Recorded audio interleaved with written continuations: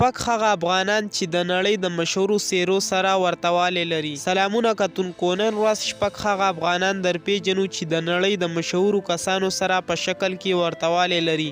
د پښتو لایف لایبرري معلوماتي ویډیو ته یو ځل بیا ښه راغلاست. لومړی شمېره عبدالسلام مقتون. افغان سندرغاړی عبدالسلام مقتون چې د کاناډا د جسټن ټروډو څیرې سره ډیر ورته والی لري. د عبدالسلام مقتون عمر 29 کاله دی او د افغانستان په بدخشان ولایت کې ژوند کوي او د یوې تلویزیوني برنامې وروسته خلک متوجه شول چې د هغې څیره د جسټن ټروډو څیرې سره ډیر ورته والی لري.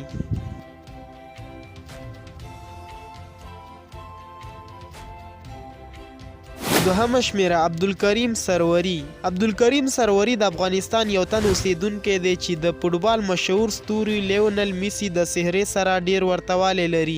عبدالکریم سروري په هرات کې ژوند کوي او هلته د یو بااستعداده حیات په نوم پیژندل کیږي. نوموړی چې کله په خندا شي د فوټبال لوبغاړي لیونل میسي څهرې ته ډیر ورته والی پیدا کوي. په درېیمه شمېره کې تاسې ښاغلی حمید کرزی وینئ چې څهره یې تقریبا د هالیوډ فلمونو مشهور لوبغاړي جانتن بینګ سره مشابهت لري. نوموړي لوبغاړي په یو فلم کې د ښاغلي حمید کرزي نقش هم لوبولی دی.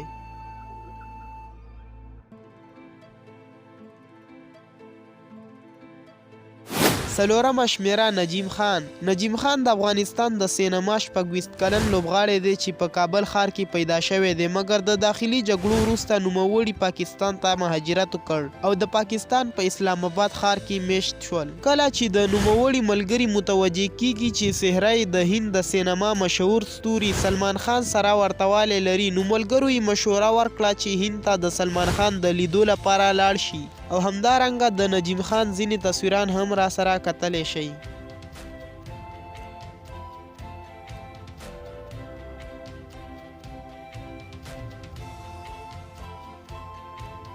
همدارنګه دا د نجیم خان د یوټیوب چینل دی چې نوموړی پکې د خپل شوټینګ ویډیوګانې اپلوډ کوي. پنځمه شمېره عباس علیزاده یا د افغانستان بروسلی.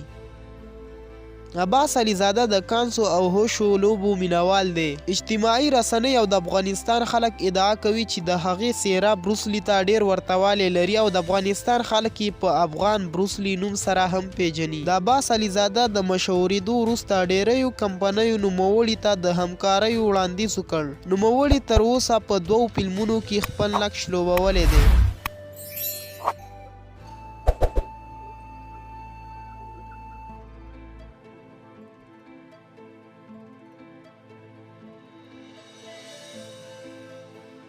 شپږمه شمېره اریان خان. اریان خان یو سندرغاړی دی، د افغان سینما یو لوبغاړی هم دی. د اریان خان څیره د بالیوډ فلمونو مشهور لوبغاړي شاهرخ خان سره ډیر ورته والی لري چې تاسو یې ځینې تصویران هم راسره کتلی شئ.